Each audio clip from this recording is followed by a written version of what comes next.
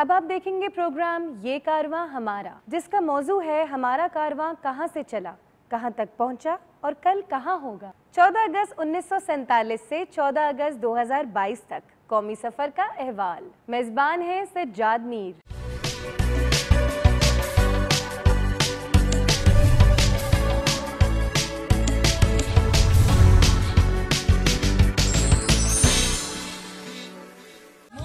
की रियासत को मारज़ वजूद में लेके आए कायद आज़म और अल्लामा साहब, वो इसको इस्लामी अखुवत, भाईचारगी, जिस तरह अल्लामा साहब फरमाते हैं यही मकसूद फितरत है, यही रमज़े मुसलमान, अखुवत की जहांगीरी, मोहब्बत की फरामनी। हम आलम इस्लाम को उसी तरह जिस तरह हमने बड़े सगीर के मुसलमानों को इकट्ठा करके एक कौम बनाया, पाकिस्तानी कौम 1947 में बन गई थी। 1947 के बाद जो सियासी हालात हुए हैं उनकी वजह से हम वापस एक मजमे में चले गए। ईस्ट पाकिस्तान हमने खुद धकेल के मेरे नजदीक अलहदा किया। हमने वो हालात क्रिएट किए जिससे वो अलहदा हुए। अगर हम वो हालात ना क्रिएट करते, वो सूबा था जहां पर सबसे ज्यादा मुसलमानों ने अक्सरियती सीटें हासिल की थी। तमाम मुस्लिम सीटें 1944 के इलेक्शन में बंगाल में हमने जीती थी। कायद आजम ने अपने 3 मोतमिद साथी वहां से मुंतखब कराए थे। शहीद मिल्लत वजीर आजम पाकिस्तान जनाब लियाकत अली खान बंगाल से मुंतखब हुए थे। ठीक है। जनाब गुलाम मोहम्मद, जिनके खिलाफ आजकल बहुत लोग तनकीद करते हैं, वो बंगाल से मुंतखब हुए थे। मौलाना शबीर अहमद उस्मानी को कायद आजम ने खुसूसी तौर पे वहां से बंगाल से मुंतखब करवाया था।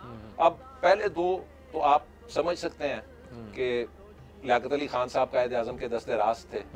जनाब गुलाम मोहम्मद अपने ज़माने के इकोनॉमिक अफेयर्स के बहुत मास्टर समझे जाते थे, मौलाना शबीर अहमद उस्मानी को कायद आजम ने क्यों मुंतखब किया? और दूसरी बात आपको शायद इल्म नहीं है कि पाकिस्तान की जो पहली परचम कुशाई की गई थी वो कायद आजम के हुक्म पे मौलाना शबीर अहमद उस्मानी ने की थी। बंगाल में भी एक आलम दीन ने कायद आजम के हुक्म पे ख्वाजा नाज़िमुद्दीन की मौजूदगी में की थी। ठीक है। मेरे नज़दीक तो कायद आजम चाहते ही इस्लामी या शरई कॉन्स्टिट्यूशन थी पाकिस्तान की, दस्तूर, जिसके लिए उन्होंने मौलाना शबीर अहमद उस्मानी को कंस्टिट्यूएंट असेंबली का मेंबर बनवाया। वरना उनको कंस्टिट्यूएंट असेंबली के मेंबरशिप उनको देने की क्या जरूरत? ठीक बात। और कायद आजम की भी विजन पाकिस्तान की वही थी कि जो बुनियादी दस्तूर है वो इस्लाम की बुनियाद पे हो। अल्लामा साहब भी यही चाहते थे, पर जो उसमें इज्तिहाद की एलिमेंट है उसको हम बीच में से भुला चुके हैं।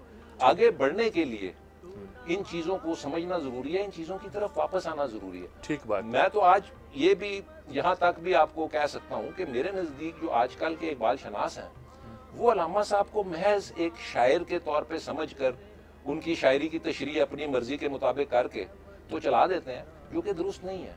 ठीक। अल्लामा साहब की सोच और फिक्र को जब तक आप उस तारीखी तनाजुर में नहीं समझते, आपको उसकी इफादियत की समझ नहीं आएगी। क्योंकि जब दोबारा मौका उस तरह का आएगा तो आपको जब तक पहले तनाजुर का पता ना हो, आप उस अशार का या उस सोच और फिक्र का मुस्तकबिल में इतलाक ही नहीं कर सकते।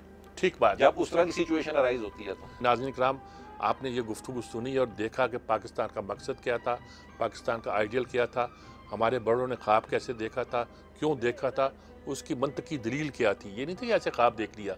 उनको पता था कि सो कॉल्ड इंडिया की जो डेमोक्रेसी अगर आएगी, दिल्ली में ब्राह्मण रूल कायम होने के सिवा कुछ नहीं होगा और मुसलमानों को कोई हकूक़ हासिल नहीं होंगे। और ये बात बहुत क्लियर है कि कायद आज़म का जहन उस तरह सेकुलर नहीं था जिस तरह आज के लोग बताते हैं, बल्कि वो क्लियरली इस्लामी निज़ाम को राज करना चाहते थे। उन्होंने मुसलमानों को ही आगे किया, शबीर उस्मानी को आगे किया और लोगों को आइन किया। ये बहुत अहम बात है। इजाज़त चाहता हूँ।